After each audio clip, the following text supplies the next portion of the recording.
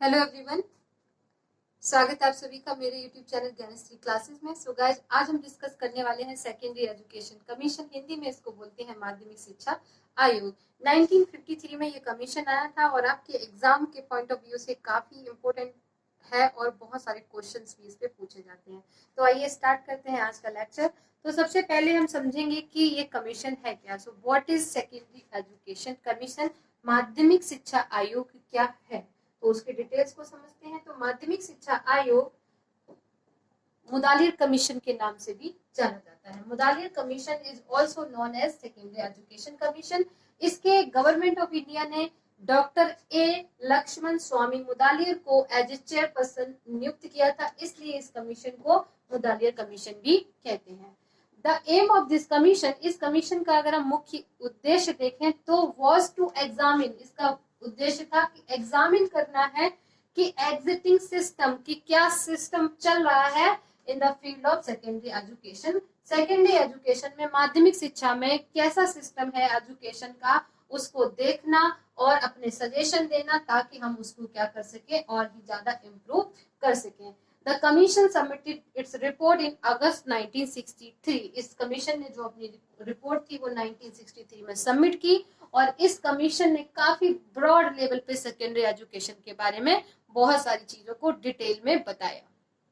अगर हम बात करें कि सेकेंडरी एजुकेशन कमीशन का मुख्य उद्देश्य क्या था, इसका एम ऑफ अपॉइंटमेंट, इसका क्या एम था, गवर्नमेंट ऑफ इंडिया को क्या जरूरत थी इसको अपॉइंट करने की, तो इसका मेन उद्देश्य था टू इंक्वायरी, क्या इंक्वायर करना है, into the problem of secondary education commission, यानी कि माध्यमिक शिक्षा में क्या समस्या है उसके बारे में इंक्वायरी करना। The aim, organisation and content of secondary education and its relation to primary to higher education. आपको पता होना चाहिए कि प्राइमरी और हायर एजुकेशन के बीच में लिंकेज का काम करता है मिडिल एजुकेशन या माध्यमिक शिक्षा जो है, यहाँ पे सेकेंडरी एजुकेशन जो है वो लिंकेज का काम करता है। तो किस तरह से ये इनको लिंक कर रहा है, उन सारी चीजों को देखने का जो काम था वो किसका था, सेकेंडरी एजुकेशन कमीशन का काम एम था। तो इन सारी चीजों को देखते हुए गवर्नमेंट ऑफ इंडिया ने इसको अपॉइंट किया। अगर हम देखें कि इसके द्वारा क्या क्या रिकमेंडेशन दी गई थी, क्या क्या सुझाव दिए गए थे, तो अगर हम रिकमेंडेशन की यहाँ पे बात करें तो installation of higher secondary system with diversified courses, यानी कि हमें इस तरह का इंस्टॉल करना है हायर सेकेंडरी सिस्टम जिसमें हम डाइवर्सिफाइड कोर्सेज को लेके आएंगे, 3 लैंग्वेज फॉर्मूला को लेके आएंगे, त्रिभाषा सूत्र जिसको बोलते हैं, emphasis on educational and vocational guidance. तो यहाँ पे एजुकेशन और वोकेशनल गाइडेंस दोनों के ऊपर बराबर फोकस किया गया था। कई बार आपका क्वेश्चन आ चुका है कि किस कमीशन में सबसे पहले वोकेशनल एजुकेशन की बात की गई थी, वोकेशनल गाइडेंस की। Improvement in the system of examination, दूसरी बात इन्होंने की कि सेकेंडरी एजुकेशन का जो भी सिस्टम चल रहा है उसको क्या करना होगा, इम्प्रूव करना है। Improvement in the method of teaching, इसके अलावा टीचिंग का जो मेथड है उसको भी इम्प्रूव करना पड़ेगा। तो ये 2-3 बातें थी जिसको रिकमेंड किया था, ये इसकी मेजर रिकमेंडेशन थी। इसके अलावा इन्होंने कुछ सजेशंस दिए थे, तो क्या सजेशन दिए थे उनको भी देख लेते हैं। Its relation to primary, basic and higher education. तो बेसिकली एज अगर होल हम इसको देखेंगे तो ये अपने आप में क्या है, ये रिलेशनशिप बता रहा है प्राइमरी, बेसिक और हायर एजुकेशन के बीच में। The aim, organisation and content of education, the interrelation of secondary school and different types. इसके अलावा other allied programme problems uniform system of secondary education में be provided for the whole country. तो इसके अलावा कि किस तरह से हम एक यूनिफॉर्म सिस्टम लेके आए जो पूरी कंट्री के लिए एक जैसा हो। तो ये सारे क्या थे इसके suggest major of its recognisation. अगर हम इसको बहुत ब्रॉड तरीके से इसके एम की बात करें, अगर उसके उद्देश्यों को हम ब्रॉड 4 पॉइंट में कहना चाहें तो ये 4 पॉइंट है। टू प्रोड्यूस आइडियल सिटीजनशिप, कि किसी तरह से हमें आइडियल सिटीजनशिप को क्या करना है, प्रोड्यूस करना है। To develop capacity of for earning money, यानी कि बच्चों को हमें इस तरह से बनाना है कि वो आगे चल के उनको जॉब मिल सके और वो पैसों को कमा सके। क्वालिटी ऑफ लीडरशिप, इसके अलावा बच्चों के अंदर नेतृत्व की क्षमता या कैपेबिलिटी लीडरशिप को डेवलप करना, प्लस डेवलप ह्यूमन बर्ट्यूस। इसके अलावा तो ये 4 चीजों में हम एक डिफाइन कर सकते हैं इसके एम को। तो अगर आप इनका हिंदी में मीनिंग देखेंगे तो प्रोड्यूस आइडियल सिटीजनशिप, यानी कि हमें नागरिक ऐसे लोगों का प्रोड्यूसन करना है जिनके अंदर भारत के नागरिक और बन सके और उनके अंदर इतनी अच्छी कैपेसिटी हो। तो अच्छे सिटीजन्स को क्या करना है, प्रोड्यूस करना है। तो वो तभी होगा जब वो स्किल्ड वाले होंगे, वो अच्छी एजुकेशन वाले लोग होंगे, तभी वो अच्छे आइडियल सिटीजन हम क्या कर सकते हैं, प्रोड्यूस कर सकते हैं। प्लस शिक्षा ऐसी होनी चाहिए जिसमें उनको जॉब मिल सके, तो अर्निंग मनी यानी कि पैसे कमाने की क्षमता हो।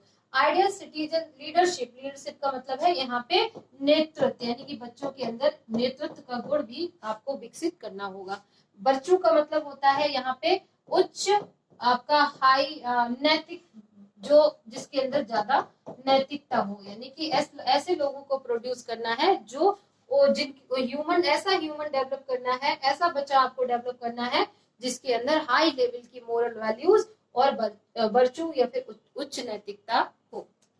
अगर हम बात करें कि मुदालियर कमीशन की रिकमेंडेशन को थोड़ा सा हम ब्रॉड लेवल पे देखें, तो इसकी रिकमेंडेशन को थोड़ा सा ब्रॉड तरीके से देखते हैं। तो eight middle school stage knowledge of the physical environment, यानी कि बच्चे को फिजिकल एनवायरनमेंट के बारे में जानकारी हो। इसके अलावा डेवलपमेंट ऑफ डेमोक्रेटिक वैल्यूज, लोकतांत्रिक शिक्षा देना। वोकेशनल डेवलपमेंट, बच्चे का हमें वोकेशनल डेवलपमेंट करना है। And development of intellectual and aesthetic value, तो एस्थेटिक का यहाँ पे मतलब है सौंदर्य संबंधी, और इंटेलेक्चुअल का मतलब है यहाँ पे बुद्धि संबंधी, और वोकेशन का आपको पता ही है। एंड डेवलपमेंट ऑफ डेमोक्रेटिक यानी कि लोकतांत्रिक। तो ये जो सारी चीजें हैं एट मिडिल स्टेज पर, ये 4 चीजें कम से कम बच्चे के करिकुलम में होनी चाहिए। तो इससे क्वेश्चन भी आया है कि मिडिल स्टेज में जो बच्चे का जो मिडिल स्कूल है उसमें, जो सेकेंडरी स्कूल है उसमें जो करिकुलम बनाया जाएगा, तो उसमें हमें किन किन चीजों का ध्यान रखना है। तो ये जो 4 चीजें हैं इनका आपको ध्यान रखना है। ये सेम क्वेश्चन आपको करिकुलम सेम यूनिट आपको यूनिट 5 करिकुलम में भी आपको यही पढ़ना है कि हर लेवल पे जो करिकुलम है उसके पीछे क्या क्या चीजें हैं। आउटलाइन ऑफ मिडिल करिकुलम, क्या क्या करिकुलम होनी चाहिए। तो यहाँ पे लैंग्वेज की बात की गई है, तो बच्चे की यहाँ पे मदर टंग होनी चाहिए जो ओरिजिनल लैंग्वेज है। नेशनल लैंग्वेज, एक इंटरनेशनल लैंग्वेज, तो त्रिभाषा, उसको 3 भाषा यहाँ पे पढ़ानी है। सब्जेक्ट टू बी, कौन कौन से सब्जेक्ट पढ़ाना है, सोशल गाइडेंस है, जनरल साइंस है, मैथमेटिक्स है, आर्ट है, म्यूजिक है, फिजिकल एजुकेशन है, क्राफ्ट है। तो ये सारे सब्जेक्ट बच्चे को आपको पढ़ाने होंगे। करिकुलम की अगर बात करें तो कोर करिकुलम यानी कि मेन जो करिकुलम है, मुख्य जो उसका पाठ्यचर्या होनी चाहिए, उसमें सभी स्टूडेंट के लिए कॉमन होनी चाहिए, जिसमें लैंग्वेज, जनरल साइंस होनी चाहिए, सोशल स्टडीज होनी चाहिए, एलिमेंट्री मैथमेटिक्स होना चाहिए और क्राफ्ट होना चाहिए। मतलब ये जो सारी चीजें हैं वो तो आपको बच्चे को पढ़ानी ही पढ़ानी है। अगर हम बात करें कि सेकेंडरी स्टेज में जो हायर लेवल के, जो हायर सेकेंडरी होगा, उसमें हमको क्या पढ़ाना है, तो उसमें ह्यूमैनिटीज, साइंस, टेक्निकल ग्रुप बनाना चाहिए, कॉमर्शियल ग्रुप बनाना चाहिए, एग्रीकल्चर ग्रुप बनाने चाहिए, और फाइन आर्ट और होम साइंस के अलग अलग ग्रुप बना के बच्चे को यहाँ पे every student has to take 3 subject out of the following 7 group. तो इन 7 ग्रुप में से बच्चे को क्या करना है कि कोई भी 3 सब्जेक्ट उसको ऑप्ट करने पड़ेंगे। प्रिंसिपल ऑफ करिकुलम कंस्ट्रक्शन, तो जो अगर हम बात करें कि करिकुलम को कंस्ट्रक्ट करने के पीछे क्या प्रिंसिपल थे, तो यहाँ पे गाइस ये कुछ इंपोर्टेंट प्रिंसिपल हैं, जिसमें correlation, productive work, variety, totality of experience. तो ये मेन कुछ क्या है, करिकुलम को कंस्ट्रक्ट करने के पीछे की क्या है, प्रिंसिपल है। इन सिद्धांतों के आधार पे ही करिकुलम को बनाया जाता है। अगर हम नेक्स्ट बात करें कि इसके अलावा और क्या क्या चीजें इन्होंने बताई, तो रिकमेंडेशन ऑफ टेक्स्ट बुक की भी इन्होंने डिटेल में बात की, रिकमेंडेशन ऑफ टीचिंग मेथड्स की भी बात की, recommendation of improving exam system, यानी कि जो भी एग्जाम सिस्टम है उसको हमें क्या करना है, इम्प्रूव करना है।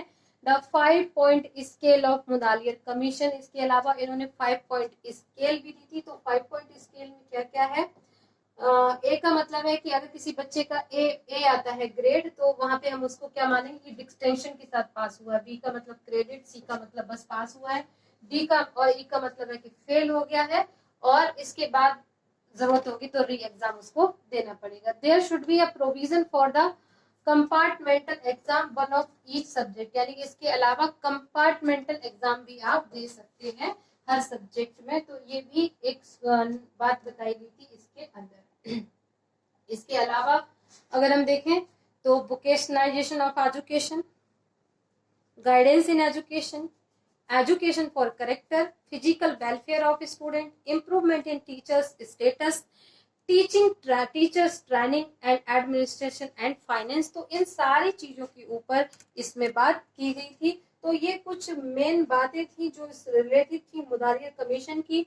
तो वोकेशनलाइजेशन के ऊपर क्वेश्चन आता है, गाइडेंस के ऊपर क्वेश्चन आता है, इसके अलावा टीचर्स के स्टेटस को इम्प्रूवमेंट करने से रिलेटेड क्वेश्चन आता है, टीचर्स की ट्रेनिंग से रिलेटेड क्वेश्चन आते हैं। तो ये कुछ क्वेश्चंस हैं जो बार बार आपके एग्जाम्स में पूछे जाते हैं। अगर थोड़ा सा डिटेल में आप और देखना चाहें तो इसके अलावा अगर हम सिर्फ और सिर्फ टीचर एजुकेशन के लिए बात करें कि माध्यमिक शिक्षा आयोग के अंतर्गत टीचर एजुकेशन के लिए क्या बात की गई थी, तो इन्होंने दो प्रकार के शिक्षकों की बात की थी कि दो तरह के टीचर्स होने चाहिए जो माध्यमिक कक्षाओं को ले, इसके अलावा वो उच्च माध्यमिक कक्षाओं को भी ले। तो इनके अकॉर्डिंग माध्यमिक और उच्च माध्यमिक यानी सेकेंडरी और सीनियर सेकेंडरी दोनों के लिए अलग अलग लेवल पे टीचर्स होने चाहिए। तो ये बात भी इसमें की गई थी। इसके अलावा और हम टीचर्स के बारे में थोड़ा डिटेल में देखें तो इन्होंने बताया है कि ऐसी एक काउंसिल बना देनी चाहिए जो टीचर एजुकेशन को अलग से देती हो, पृथक परिषद का निर्माण करने की बात भी इन्होंने की। इसके अलावा इन्होंने किया था इन सर्विस एजुकेशन पे काफी फोकस किया गया था। तो इन सर्विस की इन्होंने बात की गई थी, जो टीचर्स ऑलरेडी जॉब में हैं उनको हम कैसे इम्प्रूव कर सकते हैं। तो पूछा भी जाता है ये क्वेश्चन कि सबसे पहले इन सर्विस की बात किसने की, तो इन सर्विस को लेके भी इन्होंने बात की। इसके अलावा टीचर्स में उनको विद सैलरी अगर लीव देना है तो विद सैलरी लीव देने के लिए, और उनको विद सैलरी लीव दो। इसके अलावा उनको ट्रेनिंग पर विशेष फोकस करो, तभी जाके एजुकेशन सिस्टम ठीक होगा। इसके अलावा एमएड में भी उन लोगों को एडमिशन दिया जाए जिनको एक्सपीरियंस हो पहले से, उन्हीं लोगों को सिर्फ एमएड में आप बनाएंगे। इसके अलावा पाठ्यक्रम में सिद्धांत और प्रायोगिक परीक्षण यानी कि थ्योरी प्लस प्रैक्टिकल दोनों को बराबर बराबर इंपोर्टेंस देनी होगी, तभी टीचर एजुकेशन बहुत अच्छा हो सकता है। इसके अलावा जो भी स्टूडेंट बीएड एमएड में स्टडी कर रहे हैं उनको स्कॉलरशिप प्रोवाइड करनी चाहिए। और सबसे इम्पोर्टेंट बात है कि जहाँ पे भी इन सर्विस में आप ट्रेनिंग दे रहे हैं, बच्चों को आप ट्रेन कर रहे हैं, जो टीचर्स हैं या टीचर बनने वाले हैं, उनको आपको आवासीय यानी कि रेजिडेंशियल ट्रेनिंग टीचर्स को देनी है। तो रेजिडेंशियल ट्रेनिंग देनी चाहिए जहाँ पे आप उनको रखकर पढ़ा सकें। तो ये जो सारी बातें थी वो मुदालियत कमीशन में की गई थी, जिनसे लगातार क्वेश्चंस आ रहे हैं। So okay guys, thank you so much and wish you all the best. आपको वीडियो कैसा लगा है जरूर बताएं और प्लीज लाइक शेयर कमेंट करते रहें।